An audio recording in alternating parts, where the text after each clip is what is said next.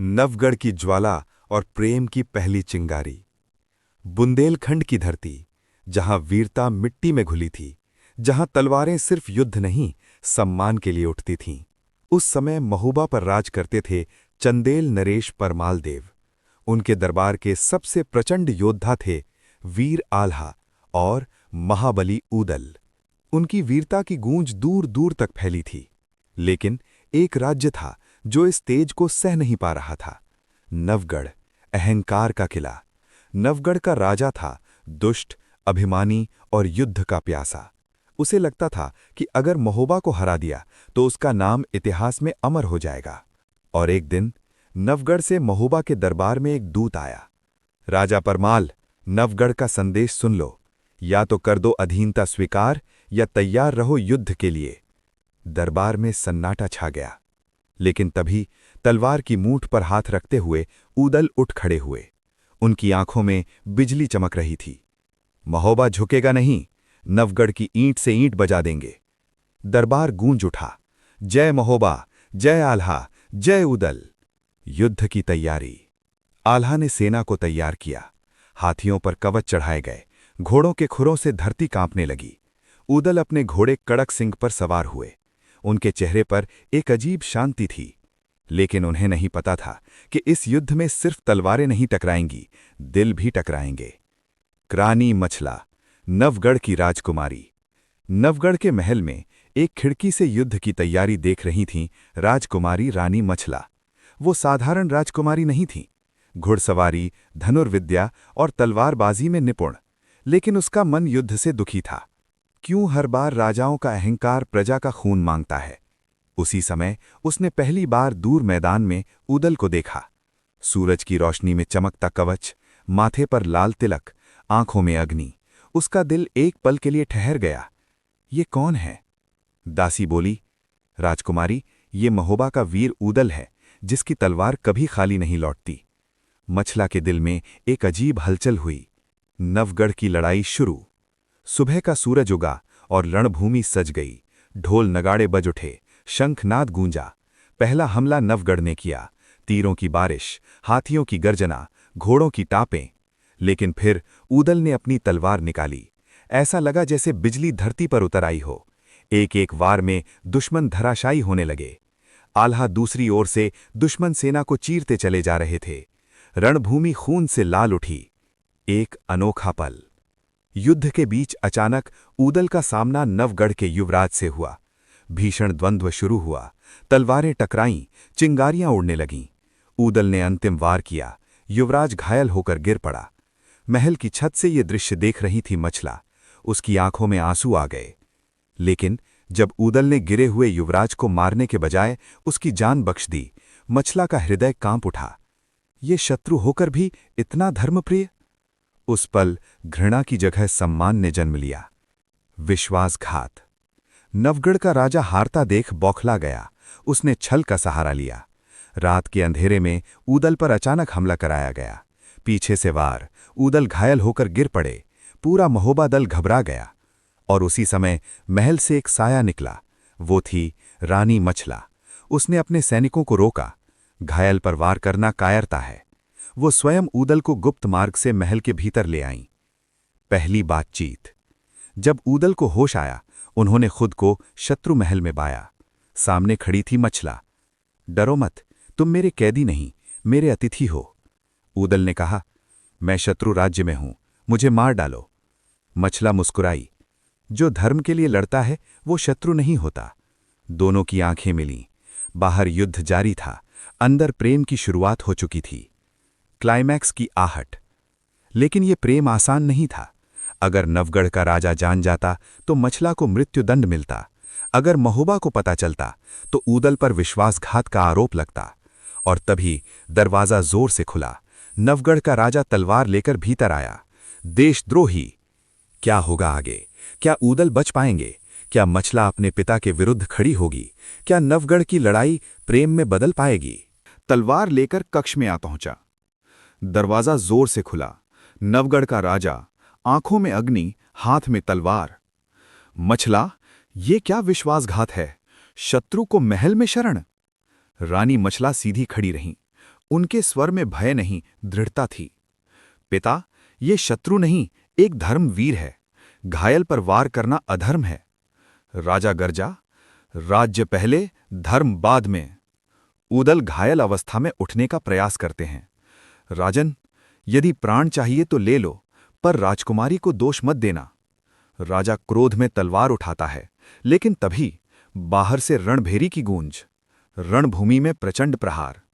महोबा की सेना को जब पता चला कि ऊदल लापता हैं, तो सिंह समान क्रोधित हुए वीर आल्हा। उन्होंने गर्जना की, आज नवगढ़ का किला धूल में मिल जाएगा। धरती कांप उठी। आल्हा वे अकेले ही दुश्मन की पहली पंक्ति तोड़ दी। उनकी तलवार से चिंगारियां बरस रही थीं। हर वार बिजली की तरह गिर रहा था। सैनिक चिल्ला उठे, ऊदल का बदला, ऊदल का बदला। महल के भीतर निर्णय। राजा ने सैनिकों को आदेश दिया, ऊदल को काल कोठरी में डाल दो। मछला ने तलवार खींच ली, जो ऊदल को छुएगा पहले मुझसे लड़ेगा। सैनिक ठिठक गए। राजा स्तब्ध रह गया। तुम अपने पिता के विरुद्ध? मछला की आंखों में आंसू थे, पर आवाज अडिग, मैं अधर्म के विरुद्ध हूं। कुछ क्षणों के लिए समय ठहर गया। राजा ने आदेश दिया, राजकुमारी को कक्ष में बंद कर दो। ऊदल को घसीटकर काल कोठरी में डाल दिया गया। काल कोठरी का संकल्प। अंधेरी कोठरी, घावों से बहता रक्त, लेकिन आंखों में ज्वाला। ऊदल ने मन ही मन प्रण लिया, यदि जीवित बचा तो इस युद्ध को समाप्त करूंगा और मछला को अपमानित नहीं होने दूंगा। उधर महल की ऊंची मीनार से मछला ने देखा, आल्हा का प्रचंड प्रहार। किला टूट रहा था। नवगढ़ की सेना बिखर रही थी। गुप्त मार्ग। मछला को बचपन से महल का एक गुप्त मार्ग पता था। रात के अंधेरे में पहरेदारों को चकमा देकर वो काल कोठरी पहुंची। ऊदल! ऊदल ने चौंक कर देखा, तुम यहां क्यों आई हो? ये खतरनाक है। मछला बोली, अब निर्णय का समय है। या तो ये युद्ध सैकड़ों प्राण लेगा, या हम इसे रोकेंगे। कैसे? तुम्हें रणभूमि में वापस जाना होगा, लेकिन शत्रु की तरह नहीं, सत्य की तरह। निर्णायक सामना। गुप्त मार्ग से निकलकर ऊदल सीधे रणभूमि पहुंचे। उन्हें देख आल्हा की आंखों में ज्वाला भड़क उठी। ऊदल, तुम जिंदा हो? दोनों भाइयों ने एक दूसरे को गले लगाया, लेकिन तभी नवगढ़ का राजा विशाल हाथी पर सवार होकर सामने आया। आज निर्णय होगा। भयानक द्वंद्व शुरू हुआ। राजा का वार भारी था। ऊदल घायल थे, पर मन अडिग। आल्हा ने सेना रोकी। ये युद्ध एक के बदले एक होगा। तलवारें टकराईं, चिंगारियां आकाश तक गईं। अंतिम क्षण में राजा ने छल से पीछे से वार करना चाहा। तभी मछला रणभूमि में आ पहुंची। रुको पिता! सभी स्तब्ध। पुत्री बनाम पिता। मछला ने ऊदल के सामने खड़े होकर कहा, यदि उन्हें मारना है तो पहले मुझे मारिए। राजा की तलवार कांप उठी। तुम उस शत्रु के लिए अपने पिता से लड़ोगी? वो शत्रु नहीं, वो धर्म है। रणभूमि मौन हो गई।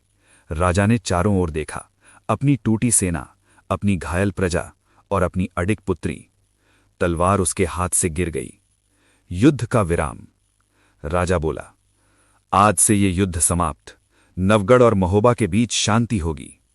महोबा की ओर से घोषणा हुई, जय।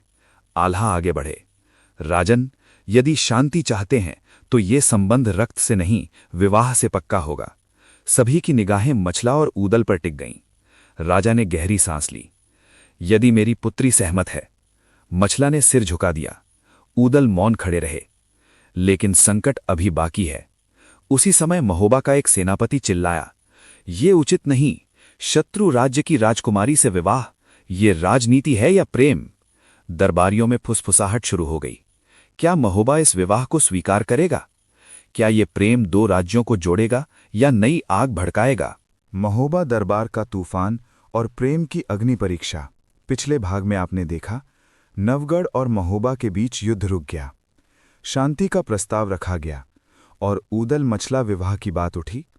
लेकिन क्या ये इतना आसान था? महोबा दरबार में उठता तूफान। महोबा लौटते ही वीर आल्हा और महाबली ऊदल सीधे दरबार पहुंचे। सिंहासन पर विराजमान थे चंदेल नरेश परमाल देव। दरबार भरा हुआ था। मंत्री, सेनापति, राजपुरोहित, सामंत। आल्हा ने प्रणाम कर कहा, महाराज, नवगढ़ ने शांति स्वीकार की है। दरबार में प्रसन्नता की हल्की लहर दौड़ी, लेकिन फिर ऊदल ने आगे बढ़कर कहा, महाराज, शांति को स्थायी बनाने के लिए मैं नवगढ़ की राजकुमारी मछला से विवाह करना चाहता हूं। सन्नाटा। कुछ क्षणों तक कोई आवाज नहीं। फिर एक वृद्ध सेनापति खड़े हुए। महाराज, ये वही राज्य है जिसने हमें ललकारा था। उसकी राजकुमारी से विवाह, ये हमारे स्वाभिमान के विरुद्ध है। राजपुरोहित बोले, राजनीति में प्रेम नहीं देखा जाता, धर्म और नीति देखी जाती है। दरबार दो भागों में बट गया, आरोप और अपमान। एक मंत्री ने कठोर स्वर में कहा, ऊदल, क्या तुम शत्रु राज्य के मोह में पड़ गए? क्या तुम्हारी तलवार अब प्रेम के आगे झुक जाएगी? ये शब्द बाण की तरह चुभे। ऊदल की आंखों में ज्वाला चमकी। मेरी तलवार कभी धर्म के विरुद्ध नहीं उठी। मछला ने युद्ध रोककर सैकड़ों प्राण बचाए हैं। क्या ये अधर्म है? दरबार में फिर शोर उठ गया। परमालदेव मौन थे, गहन विचार में। परमालदेव का कठिन प्रश्न। कुछ देर बाद राजा बोले, ऊदल, तुम हमारे राज्य के आधार स्तंभ हो, पर विवाह केवल प्रेम नहीं, राजनीति भी है। यदि ये निर्णय गलत हुआ तो इतिहास हमें दोष देगा। ऊदल ने सिर झुकाकर उत्तर दिया, यदि मेरा निर्णय राज्य के लिए संकट बने तो मैं ये विवाह त्याग दूंगा। पर सत्य ये है, ये प्रेम नहीं, शांति का सेतु है। आल्हा आगे आए। महाराज, रणभूमि में मैंने देखा है, मछला ने अपने पिता के सामने खड़े होकर युद्ध रोका। ऐसी नारी शत्रु नहीं हो सकती। दरबार में पहली बार समर्थन की हल्की आवाज उठी। छुपी साजिश। लेकिन हर कोई संतुष्ट नहीं था। एक सामंत जो पहले से ऊदल की लोकप्रियता से ईर्ष्या करता था, गुप्त रूप से षड्यंत्र रचने लगा। उसने कुछ दरबारियों को भड़काया। यदि ऊदल नवगढ़ से विवाह करेंगे तो कल नवगढ़ का प्रभाव महोबा पर होगा। धीरे धीरे विरोध बढ़ने लगा। प्रेम की परीक्षा। उधर नवगढ़ में रानी मछला ने निर्णय लिया, यदि महोबा पर मुझ पर संदेह है तो मैं स्वयं जाकर अपनी निष्ठा सिद्ध करूंगी। वो अकेले साधारण वेश में महोबा पहुंची। दरबार में प्रवेश की अनुमति मांगी। सभी चकित। राजकुमारी मछला स्वयं आई थी। सत्य का सामना। दरबार में प्रवेश करते ही उसने सिंहासन के सामने झुककर कहा, महाराज परमालदेव, यदि मेरे कारण आपके राज्य में मतभेद हो रहे हैं तो मैं इस विवाह का त्याग करती हूं। पर यह सत्य है, मैं महोबा की शत्रु नहीं, मित्र हूं। दरबार में फुसफुसाहट हुई। एक मंत्री ने कठोर प्रश्न किया, क्या प्रमाण है तुम्हारी निष्ठा का? मछला ने अपना कंगन उतारकर सिंहासन के सामने रखा। ये नवगढ़ की राजमुद्रा है। आज से मैं इसे त्यागती हूं। यदि विवाह हो तो केवल महोबा की बहू बनकर। सभी स्तब्ध। ऊदल की आंखें नम हो गईं। षड्यंत्र का पर्दाफाश। तभी आल्हा ने संकेत दिया। सैनिकों ने उस षड्यंत्रकारी सामंत को पकड़कर दरबार में लाया। उसके पास से पत्र मिले जिसमें नवगढ़ और महोबा के बीच फिर से युद्ध भड़काने की योजना थी। परमालदेव का चेहरा कठोर हो उठा। जो अपने ही राज्य में फूट डाले वो सच्चा राजभक्त नहीं। सामंत को दंड दिया गया। निर्णय। दरबार शांत हो गया। परमालदेव सिंहासन से उठे। आज से नवगढ़ और महोबा के बीच शांति स्थायी होगी। ऊदल और मछला का विवाह राज्य की स्वीकृति से होगा। जयकार गूंज उठी। जय महोबा, जय ऊदल, जय मछला। ऊदल और मछला ने एक दूसरे की ओर देखा। अब ये केवल प्रेम नहीं था, ये दो राज्यों का मिलन था। लेकिन संकट अभी शेष है। उसी समय एक दूत हाँफता हुआ दरबार में आया। महाराज, सीमा पर एक और सेना दिखाई दी है। कहा जा रहा है कि यह आक्रमणकारी राजा अवसर का लाभ उठाकर महोबा पर चढ़ाई करना चाहता है। दरबार में फिर से तनाव। क्या विवाह से पहले ही नया युद्ध छिड़ जाएगा? क्या शांति की ये डोर टूट जाएगी? अंतिम महायुद्ध और अमर विवाह। पिछले भाग में आपने देखा, महोबा दरबार ने ऊदल और मछला के विवाह को स्वीकार कर लिया, लेकिन सीमा पर नई सेना के आक्रमण की खबर ने सबको हिला दिया।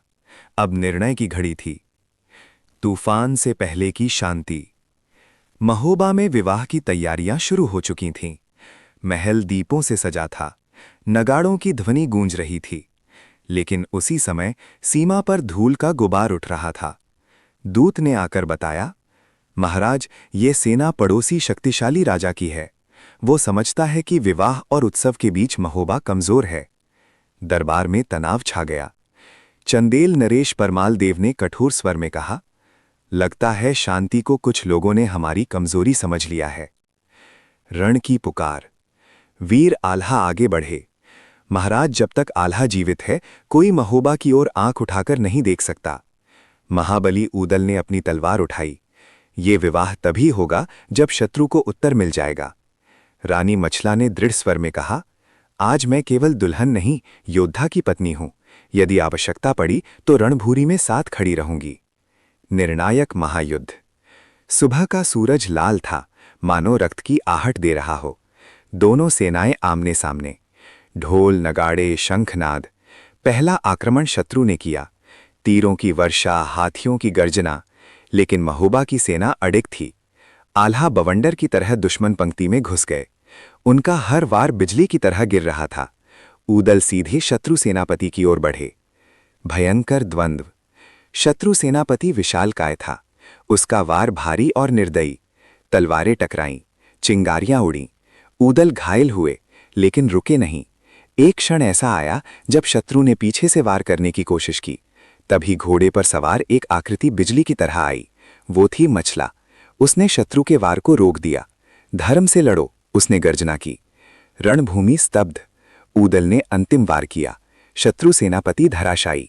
सेना का मनोबल टूट गया। विजय। शत्रु सेना पीछे हट गई। महोबा की जयकार से आकाश गूंज उठा। आल्हा ने ऊदल को गले लगाया।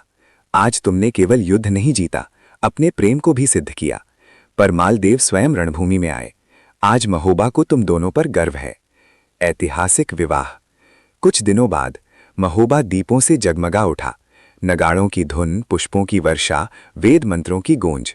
ऊदल और मछवा अग्नि के समक्ष खड़े थे। 7 फेरे लेते समय ऊदल ने कहा, मैं केवल पति नहीं, तुम्हारा सम्मान बनकर रहूंगा। मछला ने उत्तर दिया, मैं केवल रानी नहीं, तुम्हारी शक्ति बनूंगी। अग्नि साक्षी बनी। 2 राज्यों का मिलन हुआ। अमर गाथा। उस दिन से नवगढ़ और महोबा के बीच शांति की नई शुरुआत हुई। लोग कहते हैं, ये केवल एक विवाह नहीं था, ये प्रेम, धर्म और वीरता का संगम था। वीर आल्हा और ऊदल की गाथा आज भी बुंदेलखंड की धरती पर गूंजती है, और रानी मछला का नाम इतिहास में अमर हो गया, एक ऐसी नारी के रूप में जिसने युद्ध को प्रेम में बदल दिया। समापन संदेश। जहां तलवारें टकराती हैं वहां इतिहास बनता है, लेकिन जहां प्रेम तलवारों को झुका दे वहां अमर गाथा जन्म लेती है।